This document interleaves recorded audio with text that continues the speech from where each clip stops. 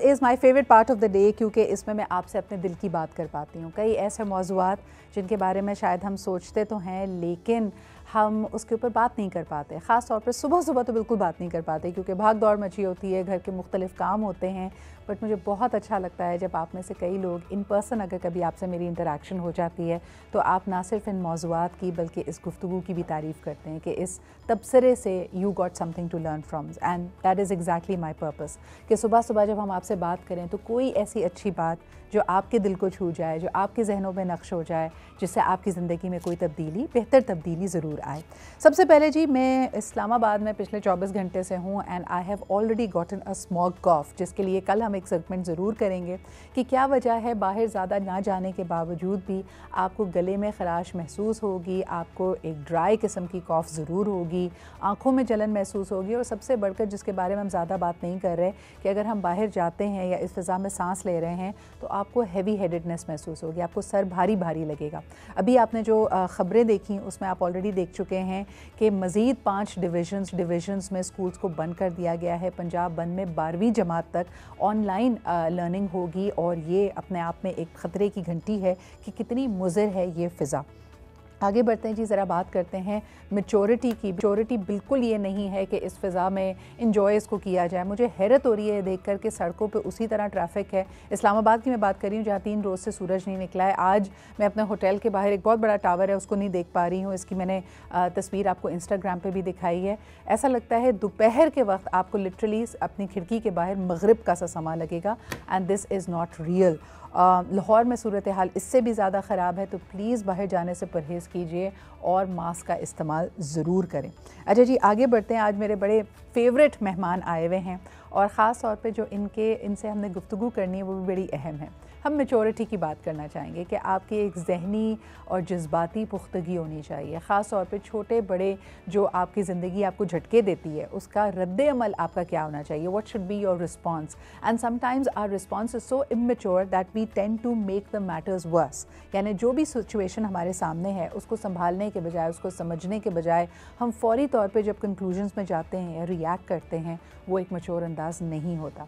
फिर इसके साथ साथ वक्त और ज़िंदगी के एक्सपीरियंसेस हमें बहुत कुछ सिखाते हैं। जो हमारे अर्लियर बिलीव्स होते हैं उनको चैलेंज करते हैं, उनमें तब्दीली लेकर आते हैं, and that is what life is all about. आज मेरी जो एक मेहमान है उनकी हाल ही मैंने रील देखी, बड़ी प्यारी लगी। उन्होंने कहा जी 18 साल की उम्र में मेरी शादी हो गई थी, उस वक्त मेरी बिलीव क्या थी, लोगों को मैं किस तरह देखती थी, और अब माशाल्लाह जब आप 30s में हैं तो ज़िंदगी के बहुत सारे अंदाज़ बदले हुए हैं। हम बात कर रहे हैं जी फ़ाखरा खानम की, हमारे साथ मौजूद हैं और मेरी इनसे बाकायदा मुलाकात तो नहीं हो सकी, लेकिन इन्होंने भी अल्हम्दुलिल्लाह इस साल अल्लाह ताला ने इनको हज की सादत से नवाजा। तो बहुत शुक्रिया फ़ाखरा जी हमारे साथ मौजूद होने के लिए। इसके अलावा योगी वजाहत हमारे साथ मौजूद हैं। इनके अंदाज़ से, क्योंकि एक मेरे ख़्याल में 18 साल के लड़के को भी बड़ी आसानी से अपनी बात समझा देते हैं, तो ये यकीन करना बहुत मुश्किल है कि माशाल्लाह फ़िट तो ये रहते ही हैं, दादा भी बन चुके हैं, लेकिन मैच्योरिटी के साथ साथ जो एक आपकी ज़िंदगी को जीने का अंदाज़ होना चाहिए कि उसमें खुशबाशी हो, आप हंसी मजाक भी करें, आप मुस्कुराहटें भी बिखेरें। So he is always doing that fun stuff as well which I really appreciate. तो बहुत बहुत शुक्रिया वजाहत साहब मौजूद होने के लिए। Last but definitely not the least, Shazia Ali हमारे साथ मौजूद हैं और because she is an HR professional, तो उनसे भी जानेंगे कि भाई जैसे मुझे याद है मेरी एक टीचर, जैसे ही हम DHA कॉलेज में पहुँचे तो उन्होंने एक बड़ा धुआंधार हमें लेक्चर दिया। उन्होंने कहा कि लड़कियों अब बिल्कुल अटकेलियों की उम्र नहीं है और आप लोगों को मैच्योर हो जाना है, सीरियस हो जाना है लाइफ में। और बाकायदा उन्होंने अपनी बात का जवाब देते हुए हमें कहा कि देखें जी, अगर बाहर जाके आप अपने कॉलेज का बोर्ड पढ़ें तो उसका नाम है DHA college for women. You are no longer a girl, you are expected to be a woman, and a woman is mature and masterful and what not. तो यही चीज़ हम देखते हैं कि जैसे ही आप ज़िंदगी के मुख्तलिफ पड़ाव पे पहुँचेंगे तो लोगों की आपसे एक्सपेक्टेशन कि अब ये बचकाना हरकतें मत करो, इस पे इतना जज्बाती मत हो, इस पे इतना हसास ना हो, इस तरह की फ़ीडबैक आपको मिलेगी। क्या ये आपकी बेहतरी के लिए है, क्या ये तमाम की तमाम फ़ीडबैक को अपनी ज़िंदगी में अप्लाई करना चाहिए, ये हम ज़रूर शाज़िया से जानेंगे। So thank you very much for being here. सबसे पहले जी फ़ाखरा जी आपसे शुरुआत करूँगी। ज़िंदगी के मुख्तलिफ़ अदवार ने क्या सिखाया है, और इस रील में जो आप बात कर रही हैं कि 40 साल की उम्र में जाके ये पता चलता है कि सिर्फ़ और सिर्फ वालिदैन पे भरोसा किया जा सकता है, आपने बहन भाइयों को भी उस फ़हरिस्त से निकाल दिया। ये मैच्योरिटी का तकाज़ा है, तल्ख़ तजुर्बे हुए हैं, किस तरह ये बात समझ आई Fakhra ji? Thank you so much Sidra, सबसे पहले तो मुझे इनवाइट करने के लिए आज के शो में। अच्छा, ये रील कब की मेरे ज़हन में चल रही थी और मुझे ये था कि मैं ये चीज़ बोलूँ, क्योंकि वो कहते हैं ना कि मेरे जो व्यूअर्स मुझे देखते हैं वो मेरे एक्सपीरियंसेस से बहुत ज़्यादा सीखते हैं। अच्छा, ये 40 वाली जो है ना सही। रील, मैंने बोला कि भाई वालिदैन आपके साथ सिंसियर होते हैं, लेकिन मैंने उसमें एक और चीज़ भी बोली जो मेरे ख्याल में मेरे व्यूअर्स ने गौर नहीं किया। उसमें मैंने ये कहा कि वो आपके साथ हुँ। इतने सिंसियर होते हैं कि अगर आपके बच्चों और उनके बच्चों के दरमियान भी कोई चीज़ मतलब उन्होंने चूज़ करना हो ना, तो वो मैं आपके बल्कि बच्चों इसी के पे लिए आना करेंगे। चाह रही थी हालाँकि कि आप क्या उनकी बेटी हैं। बेचारे वालिदैन भी देखो अपने डगमगा बच्चों जाते की हैं जब कदरें। बच्चे आमने-सामने आ जाएँ? अच्छा, मैंने उसके एंड पे कहा कि आपके पेरेंट्स आपके साथ इतने सिंसियर होते हैं कि अगर आपके बच्चों और उनके बच्चों के दरमियान भी कोई उनको चूज़ करना हो ना, तो वो अपने बच्चों को आगे रखेंगे। तो वो इंटेंसिटी थी कि आप जितनी भी एज में चले जाओ ना, तो आपके पेरेंट्स ही आपके साथ सिंसियर होते हैं। तो बाकी ये है कि लाइफ में आप जो बड़े होते हो, एक्सपीरियंसेस होते हैं, आप उनके साथ सीखते हो। हाँ, अगर ये कुछ लोग कहें कि नहीं एज के साथ आप सीखते हो, तो मुझे नहीं ऐसे लगता। अगर आपको यही एक्सपीरियंसेस, और मुझे हुँ। नीचे कमेंट्स भी आए हुए, मेरे व्यूवर्स ने कहा हुआ कि नहीं आपको अच्छा 40 इयर्स में पता चला है, हमें 20 इयर्स में ये सारे एक्सपीरियंसेस हो गए हैं। तो मैंने कहा कि देखो, जिन्होंने ये एक्सपीरियंसेस जल्दी किए, इसमें एज का कोई फैक्टर नहीं होता। कि आप जो टाइम गुजारते हो, आप लर्न हुँ। करते जाते अच्छा, हो और ये मैच्योर बात मैं होते वजाहत जाते हो। साहब आपके पास लेके जाना चाहूँगी। कई लोग ये समझते हैं कि वाक़ई यानी ज़िंदगी, क्योंकि जैसे-जैसे वक्त गुज़रेगा मुख्तलिफ़ एक्सपीरियंसेस, मुख्तलिफ़ सिचुएशंस आपके सामने आएँगी। लेकिन कई लोग वाक़ई वक्त से बहुत पहले, आप एक 18-16 साल के बच्चे को देखते हैं जिसकी उम्र है हँसने-खेलने की, लेकिन उसमें एक सीरियसनेस आई हुई है, उसने ज़िंदगी की तलख़ियों को देखा है। कभी-कभार मैं स्ट्रीट चिल्ड्रन को नोटिस करती हूँ कि एक नन्हा-सा बच्चा जिसकी शायद खेलने-कूदने की, बेफ़िक्र होने की, स्कूल जाने की उम्र है, उस पे भी आपने माशी बोझ भी डाल दिया है, उसने भी कुछ कमा कर ले जाना है। पता नहीं किस-किस तरह के वो लोगों से मिलता है, किन के तजुर्बात से गुज़रता है। तो क्या वाक़ई उम्र का और मैच्योरिटी का आपस में कोई ताल्लुक़ नहीं है? हाँ, बहुत शुक्रिया, आपने मुझे मौका दिया कि मैं अपनी राय आपके सामने पेश कर सकूँ। देखिए, लोग कहते हैं कि बादाम खाने से अक़ल आती है, और कुछ लोग कहते हैं बादाम खाने से नहीं, ठोकरें खाने से अक़ल आती है।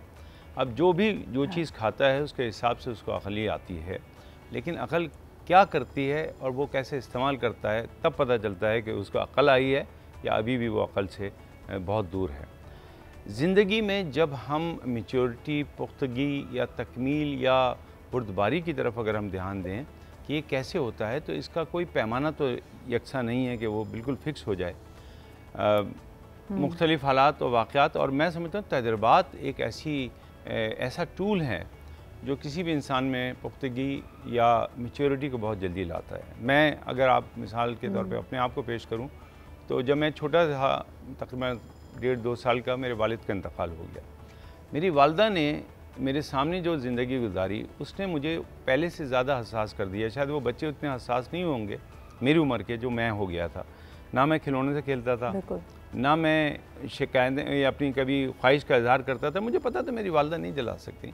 अब आप सोचिए, 3 साल के बच्चे को कौन ये कहेगा कि तुम अपनी ख्वाहिशात का इज़हार ना करो। हालात व वाक़यात बड़े ज़ालिम चीज़ होते हैं, और हालात व वाक़यात वो कलम होते हैं जिससे ज़िंदगी के पन्ने पे जो कुछ लिखा जाए वो बड़ा गहरा होता है। तो मेरे ख़्याल से जो लोग पुख्तगी की तरफ जाते हैं, वो दरअसल हालात की उस स्याही से लिखे हुए लफ्ज़ होते हैं जिनको पढ़ के लोग ये तो कहते हैं वाह मज़ा आ गया था, अब क्या शख्सियत है, लेकिन उनको ये नहीं पता होता कि वो लिखते वक्त जो सरोश, वो जो आवाज़ आती है ना चुभने की कलम की, वो कितनी गहरी होती है उन लोगों पे। असल में तजर्बा। ये आपने बड़ी गहरी बात ये की है वजाहत साहब। ये बात मैं लेके जाना चाहूँगी शाज़िया की तरफ। शाज़िया, आज कल के ज़माने में जब हम देखते हैं कि हर घर एक फ़ाइनेंशियल स्ट्रगल से गुज़र रहा है, और जिस तरह वजाहत साहब ने कहा कि बहुत मुमकिन है कि बच्चों के सामने कई ऐसे मौज़ूआत पे या तो गुफ्तगू हो रही है या बहस हो रही है जो शायद उनको नहीं सुनने चाहिए, ये बच्चों को मैच्योर करती है या उनके अंदर एहसास महरूमी या कोई इनसिक्योरिटी पैदा करती है? आपका क्या इसके बारे में कहना है?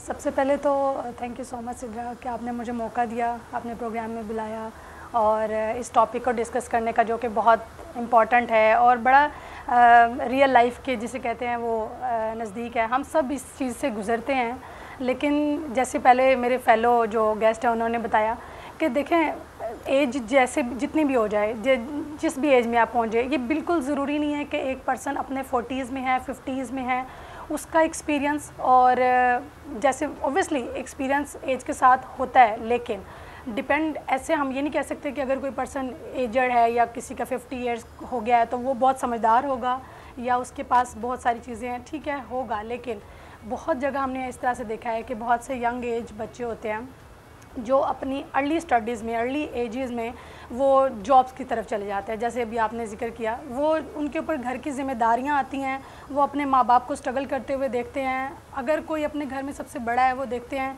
कि हमारे छोटे बहन भाई हैं, हमारे माँ बाप उनको सपोर्ट नहीं कर सकते इस तरीके से, तो हमें उनका बाजू बनना पड़ेगा।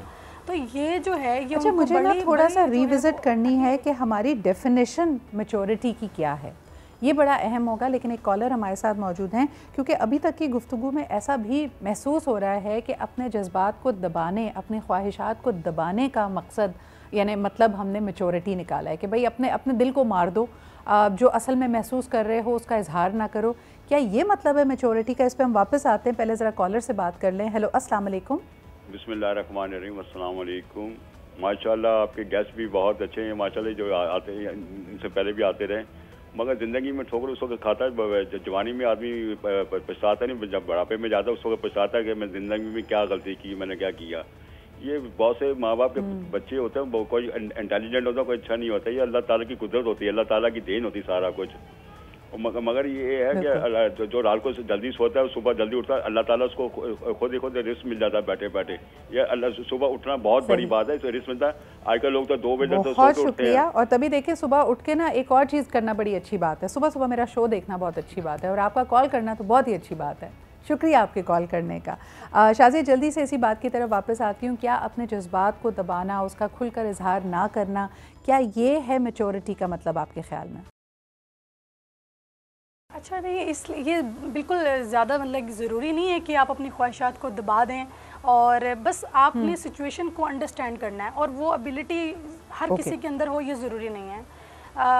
आपके अंदर थैंक यू ये वाज़े करने के लिए कि सबसे पहले इसका मकसद ये नहीं है कि बिल्कुल ही दिल को कुचल देना। अब इस प्रेमिस के बाद डेवलप करेंगे कि क्या लोगों की अंडरस्टैंडिंग ऑफ मैच्योरिटी होती है। अच्छा जी, थैंक यू वेरी मच। मुझे बहुत ज़्यादा फीडबैक मिली जब हमने स्मोक के बारे में बात करना शुरू की। आप ज़रूर बताइए कि अगर आप किसी ऐसे डिस्ट्रिक्ट, किसी ऐसे शहर में है जहाँ पे आपकी रोज़ाना की ज़िंदगी स्मोक से मुतासर हो रही है, तो क्या आप समझते हैं कि हुकूमती जो मेजर्स हैं, जिसमें दुकानों के बंद करने का इंदिया दे दिया गया है, इसके अलावा नोटिस जारी किया गया है कि स्कूल्स और कॉलेजेस को बंद कर दिया जाए, दफातर में भी जो अमला है उसको रिड्यूस करने की बात की जा रही है, ट्रैफिक को कम करने का जिक्र किया जा रहा है, एट्सेट्रा, क्या ये काफ़ी मेजर्स हैं? इस पर बहरहाल जी हम बाद में बात करेंगे।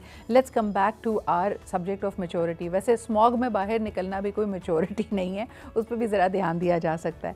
फ़ाखरा जी, आपकी तरफ आना चाहूँगी। जैसे आपने बताया कि आपकी बड़ी कम उम्री में शादी हुई थी, 18 साल की उम्र।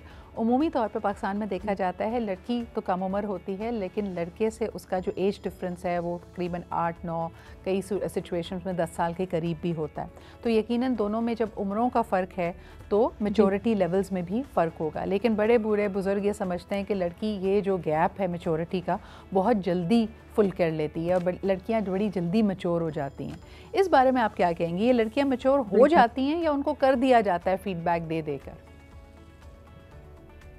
सिद्रा, हो भी जाती हैं और ज़रूरी भी होता है। पता है, जब आपके ऊपर एकदम से इतनी रिस्पॉन्सिबिलिटी पड़ती है ना, आप देखें एक घर में आप बिल्कुल बच्चे होते हो। अब हमारे घर में ये था, जब मेरी शादी हुई तो अब्बू हमें गेट तक नहीं खोलने के लिए जाने देते थे, और आप एकदम उस लाइफ में आते हो जहाँ आपने पूरा घर देखना होता है, मैनेज करना होता है, आपको ऊपर से भी देखने वाले पूरे फैमिली मेंबर्स होते हैं। तो वो हो भी जाता है और अच्छी बात भी है। वैसे मैं कहती हूँ कि 18 साल की एज जो है वो लर्निंग के हिसाब से बड़ी अच्छी होती है। वो चीज़ें आप लर्न करते हो। और मैं असल में, अब मेरी आप रील्स अगर देखती हैं तो उसमें मैं हमेशा ये कहती हूँ, मैं ये नहीं कह नहीं रही कि आप एजुकेशन जो बच्चियां पढ़ना चाहती हैं आप उनको बहुत ज़्यादा पढ़ाएं, लेकिन अगर जल्दी शादी हो भी जाती है तो वो ये होता है कि जब आप हस्बैंड के साथ टाइम वो वाला गुजारते हो तो उसमें आप वो बहुत सी चीज़ें एक दूसरे को समझने वाली लर्न करते हो। तो मैंने वैसे देखा है कि लर्निंग का जो प्रोसेस है वो बड़ा जल्दी हो जाता है, उसमें मैच्योर आप पड़ी जाती हो। जी देखिए, एक तो है घरेलू जिम्मेदारियाँ, ख़ानदान भर को देखना, वो अलग बात है। लेकिन अगर हम कंपेनियनशिप की बात करें, जब हम बात करें कि दो लाइफ पार्टनर्स साथ मिलकर बैठे हैं, कई दफ़ा आप देखें बच्चियों को हमारे यहाँ आपने भी अपने रील्स में कई दफ़ा इशारा दिया है कि जैसे आपने ख़ुद कहा कि जी अगर बाल रंगवाने हैं, कोई ख़ास कलर पहनना है, तो सब चीज़ें हम मंसूब कर देते हैं, या सैर व तफरी करनी कि भाई ये सब चीज़ें शादी के बाद करना। और शादी के बाद अगर आपको यकायक महसूस हो कि वो जो सारी एक्सपेक्टेशंस आपने मैरिड लाइफ से लगाई थी, वहाँ पे एक्सपेक्टेशंस बिल्कुल सेट मुख्तलिफ है, क्योंकि हो सकता है लड़के का मैच्योरिटी लेवल ज़्यादा हो, वो आपसे इस तरह के चोंचले, इस तरह की बातें एक्सपेक्ट ना कर रहा हो। वजाहत साहब, उस वक्त एक बहुत बड़ा डिफरेंस नहीं आ जाता दोनों के बीच में, दोनों की लाइफ एक्सपेक्टेशंस में? जी बिल्कुल, आपने बिल्कुल वजह फरमाया। दरअसल मैच्योरिटी की डेफिनेशन बहुत सारी हैं, हालात व वाक़यात और इंसानों के मुख्तलिफ अंदाज के मुताबिक, हर इंसान के मुताबिक अलग है। मैं ऐसा समझता हूँ कि हालात और वाक़यात के मुताबिक दुरुस्त जज्बात का इंतखाब जो है मैच्योर करता है। आपके वो फ़ैसले जो आपने उस सिचुएशन के मुताबिक किए, वो बताते हैं कि आप कितने मैच्योर हैं। और दूसरा, मैं समझता हूँ ये भी बात बड़ी मुनासिब है, जो आपके सवाल का जवाब भी है, कि जब हम दूसरों के एहसासात को उनके बग़ैर बताए हुए समझने लगें, फिर हम मैच्योर हो जाते हैं। और यहीं पे आपके अच्छा, लड़कों में इतनी सलाहियत होती है? देखें, अक्सर घरों में जब बहू लाई जाती है तो कहते हैं कि यंग एज की हो, उसको हम अपने हिसाब से मोल्ड कर लें, उसको अपने हिसाब से सिखा दें। जैसे फ़ाखरा जी भी कह रही थी, सीखने की सलाहियत भी ज़्यादा होती है। लेकिन मुझे कभी कभी लगता है कि वो एक फ़ास्ट ट्रैक मैच्योरिटी की तरफ बच्ची को लेकर जाते हैं। आपका क्या इसके ऊपर इसमें तो जवाब मैं वही दूंगा जो आपने अभी अपने कॉलेज के हवाले से कहा था, ज़रा बोर्ड पढ़ के आइए। अब आप लड़की नहीं रहे, आप वुमन हो गए, तो आपने लड़के का सवाल एक मर्द से कर लिया है, थोड़ा सा मुख्तलिफ हो गया है। आपने बिल्कुल सही कहा, बिल्कुल सही कहा। लेकिन मैं समझता हूँ कि अगर मैच्योरिटी के हिसाब से देखें तो ख़वातीन ज़्यादा, बहुत ज़्यादा जल्द सूरत हाल को समझ जाती हैं हमारे मुकाबले में, मर्दों के मुकाबले में शायद।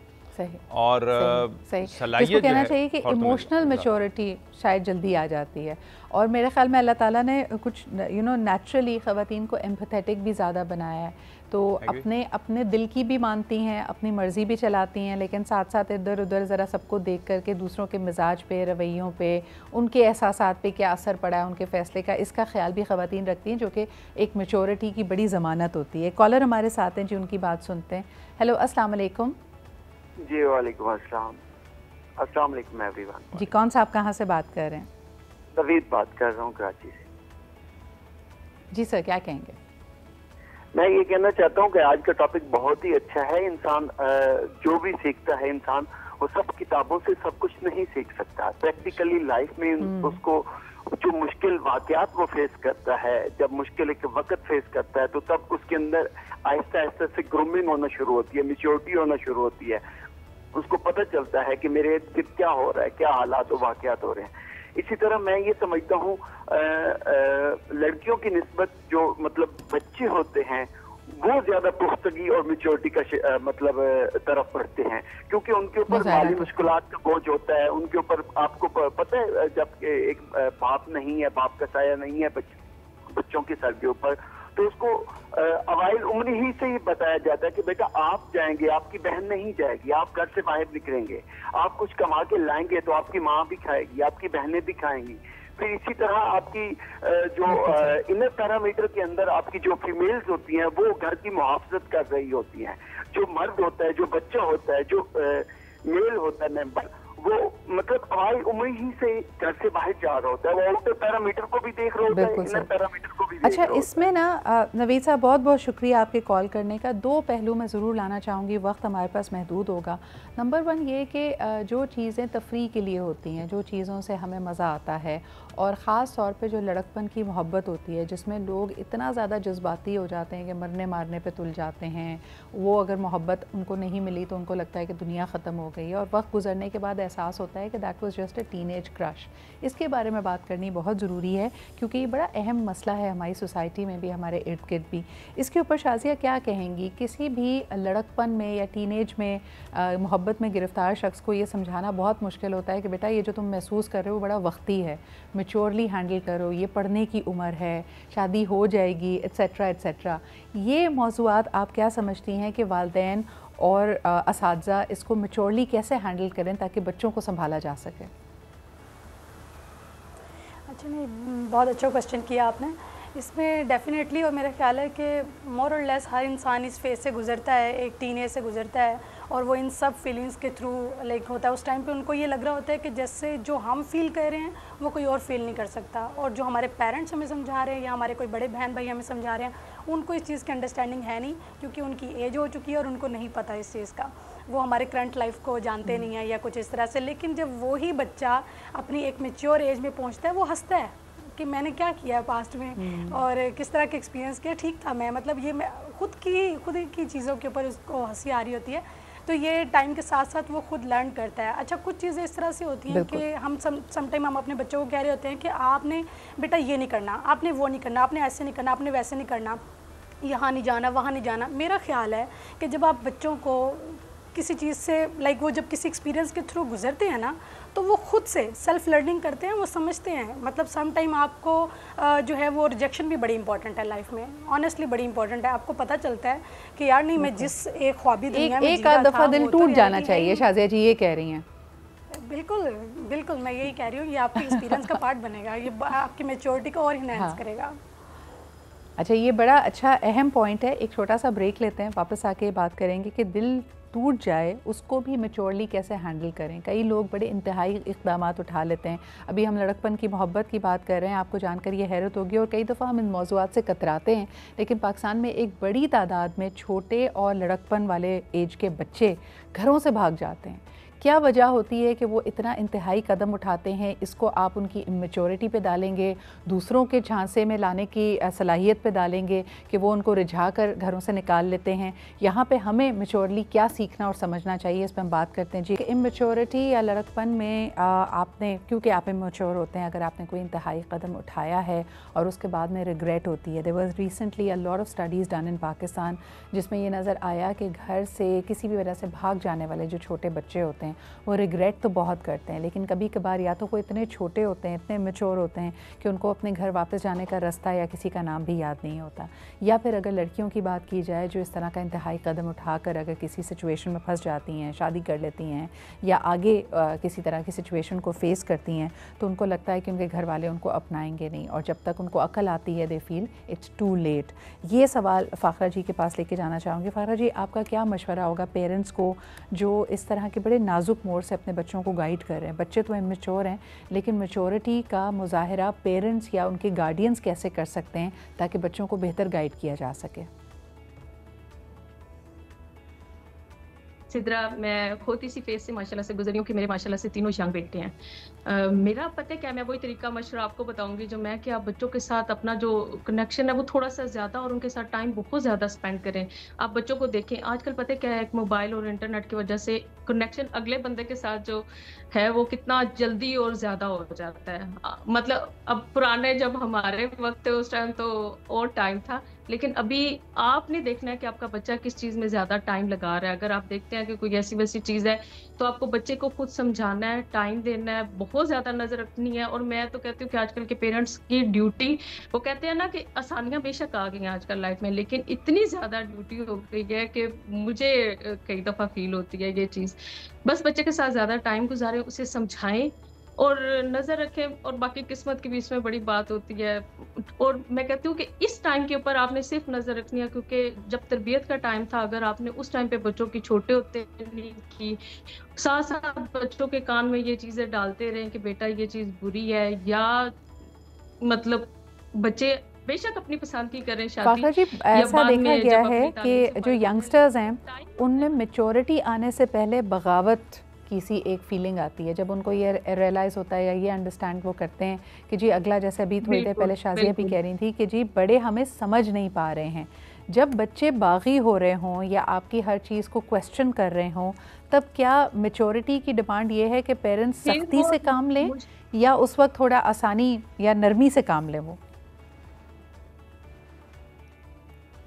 देखिए, जब बच्चा आपकी, मैं कहती हूँ कि अब माशाल्लाह मैं मिसाल वही दूंगी कि माशाल्लाह जब आपके बच्चे 18-20 साल के सिदरा हो जाते हैं तो सिर्फ वो रिश्ते का और वो पास रह जाता है। अगर हम कहें ना कि सख्ती से काम ले, तो मैं कहती हूँ उस टाइम बच्चे के जिस्म की जो पावर है ना वो पेरेंट्स से ज्यादा होती है, तो सख्ती वहां पे नहीं चलती। आपको समझा के प्यार से, या कई दफा आजकल तो मैंने वैसे देखा कि पेरेंट्स को ही झुकना पड़ता है बहुत ज्यादा मैंने पेरेंट्स ऐसे देखे हैं, तो समझा और प्यार अच्छा, से ये है कि बात काम पे ना चल मैं जाए तो चल एक जाए। आखिरी नुक्ते पे आना चाहूँगी। फ़ाखरा जी, आप बिल्कुल सही कह रही हैं कि लचक, मुझे लगता है मेजॉरिटी पेरेंट्स की यही डिमांड करती है कि उनमें थोड़ी लचक होनी चाहिए, उनको फ्लेक्सिबल करनी होना पड़ती चाहिए। है, लेकिन दैट ब्रिंग्स मी एज टू द पे लास्ट वो पॉइंट। डिपेंड करता है। वजाहत साहब, मुझे बताएं कि घर में जो अक्सर बुज़ुर्ग होते हैं वो मैच्योर नहीं हो रहे होते, बल्कि वो एक यू टर्न, एक रिवर्स गियर लगा लेते हैं। और घर में देखा गया है कि सबसे ज़्यादा ज़िद करने वाला, सबसे ज़्यादा इमेच्योर शख्स हो सकता है घर का सबसे बड़ा, सबसे ज़ईफ़ या सबसे बुज़ुर्ग इंसान हो। उनको कैसे डील किया जाए? तब तो वो एज वाला आर्ग्यूमेंट भी पीछे रह जाता है, तब क्या करें? आपने सही सवाल किया और सही शख्स से किया, क्योंकि मैं अब 60 क्रॉस कर गया हूँ, तो मैं इसका बेहतर जवाब दे सकता हूँ। देखिए, जिस तरह एक बीज होता है ना, वो जब फल फूलता है तो वो दरख्त बनता है। दरख्त बन के पता चलता है कि वो किस फल का और उसमें से कौन सा फल आना है। हम एक ख़ास एज पे जब पहुंच जाते हैं तो पता चलता है कि हमारी तरबियत क्या हुई है। तरबियत का जो इजहार है वो ज़रूरी नहीं कि बचपन में हो, लड़कपन में हो, नौजवानी में हो, वो बुढ़ापे में और अधेड़ उम्र में पता चलता है कि ये शख्स किस मराइल से गुजर के यहाँ तक पहुँचा है। अगर उसको समझ में आ गया कि ज़िद करने से ही काम चलता है, तो अब बच्चे में और बड़े में कोई फ़र्क नहीं पड़ेगा। मैं ये समझता हूँ कि वाकई अच्छा, तो ये अगर ये जो एज का पुख्ता इंसान है, अगर वो इमेच्योर हरकतें कर रहा हो, तो फिर उसको क्या खमियाजा भुगतना पड़ता है? क्या उसके लोग उसको छोड़ जाते हैं, तन्हा रह जाता है, क्या होता है आपके ख्याल में? बड़ा गहरा सवाल है और बड़े कलील वक्त में इसका जवाब देना शायद मुमकिन ना हो, लेकिन मैं कोशिश कर रहा हूँ। देखिए, एक ख़ास एज का तकाजा हमने ये समझा है कि अगर मैं 64 का हूँ, तो लोग मुझसे तवक्को करेंगे कि मैं प्लेन शर्ट में आऊँ या प्रिंटेड ना पहनूँ, जबकि मुझे ये अच्छी लग रही है। अगर ये अच्छी मुझे लग रही है और ये माशरे के मुनासिब से सही नहीं है, तो शायद मुझे फिर फ़ैसला बदलना चाहिए। लेकिन ऐसा है नहीं। इतनी छोटी छोटी बातों से हम किसी को जज नहीं करेंगे। जज कहाँ करेंगे?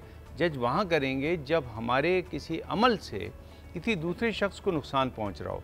और अगर ऐसा करते हुए मैं कर रहा हूँ, तो मुझे इससे कोई फ़र्क नहीं पड़ता कि एज मेरी क्या है। मैं बच्चा भी हो सकता हूँ, मैं मॉल में रो रहा हूँ, चीख रहा हूँ और वालिदैन से ज़िद कर रहा हूँ, लेकिन मैं बड़ा होके रिश्तों के दरमियान और रिश्तों के साथ साथ घर के मामलात के लिए मैं एक नुकसानदेह शख्स बन रहा हूँ, तो फिर मुझ में फ़र्क नहीं है उस बच्चे में और मुझ में। यहाँ पे मैच्योर होने का मतलब है। Beautifully set. ख़ास तौर पर जब आप बात कर रहे हैं कि जब कभी कभार जब हम पुख्ता उम्र में पहुंच जाते हैं, या जिसको लोग समझते हैं कि एक स्टेबल मैच्योर एज है। शाहज़ा जी, आखिरी सवाल आपके पास लेके आना चाहूँगी। उस वक्त कई छोटी छोटी बातों में अपनी दिल की सुनने को हम इमेच्योर बिहेवियर कहते हैं। जैसे मिसाल के तौर पे आप बारिश में निकल जाएं बाहर भीगने के लिए, या फिर आप अच्छा मौसम है तो चाय पकौड़ों के लिए चले जाएं, थोड़ी देर काम को साइड पे रख दें। अब अगर आप पुख्ता उम्र के ना, तो आपसे बिल्कुल एक्सपेक्ट किया जाता है कि आप एक रोबोट की तरह ज़िंदगी गुजारें और ये सारी चीज़ें ना करें, ये अटकेलियाँ ना करें। इस पे आप क्या कहेंगी कि दिल की भी सुन लेनी चाहिए थोड़ी बहुत? अच्छा, इसमें ये है कि असल में ये सब कुछ देखें, हर किसी का दिल है, हर कोई अपनी लाइफ को एंजॉय करना चाहता है, लेकिन हम ना अपनी लाइफ की बहुत सारी चीज़ें इसलिए नहीं कर पाते कि लोग क्या कहेंगे, वो मेरे बारे में क्या सोचेगा, मेरी उम्र इतनी हो गई है, मैं ये कैसे कपड़े पहन सकता हूँ, मैं यहाँ कैसे जा सकता हूँ। लेकिन देखें, हर चीज़ में, जैसे अभी उन्होंने एक्सप्लेन किया कि हर चीज़ में ज़रूरी नहीं है कि छोटी छोटी बातों में आप दूसरों की बातें सुनें, कभी कभी आप अपने दिल की भी सुन लें, क्योंकि हम जो है वो बहुत ज़्यादा जजमेंटल हो गए हैं। हम जीने नहीं देते लोगों को, हम ही माशरा है, हम ही सोसाइटी है, हम ही लोगों के ऊपर तनकीद करते हैं, तो लोग सोचते हैं पता नहीं क्या होगा और हम कैसे सर्वाइव करेंगे। तो ये ज़रा थोड़ा सा हमें खुद को भी इसके ऊपर काम करने की बहुत बहुत शुक्रिया शाज़िया जी, फ़ाखरा जी और योगी वजाहत हमारे साथ मौजूद थे। हमेशा इनसे गुफ्तगू करके बहुत लुत्फ़ आता है, और ख़ास तौर पे मैच्योरिटी का मतलब यही है कि मौके महल को आप समझें, अपने जज्बाती ट्रिगर्स को कंट्रोल में रखें, लेकिन साथ साथ प्लेफुल होना या एक अच्छे अखलाक का मालिक होना, दूसरों के लिए अच्छी राय रखना, मुस्कुराना, प्लेफुल होना, हंसी मजाक करना, ये आपकी मैच्योरिटी को कम नहीं करती, बल्कि ये जीने को और ज़िंदा रहने को काबिल कबूल बनाती है। तो अपनी ज़िंदगी को भरपूर एंजॉय कीजिए, वक्त और मौके महल की नज़ाकत को समझिए। इसी के साथ मुझे इजाज़त दें, कल इंशाअल्लाह ताला आपसे फिर मुलाकात होगी। अपना ख्याल रखें, खुदा हाफ़िज़।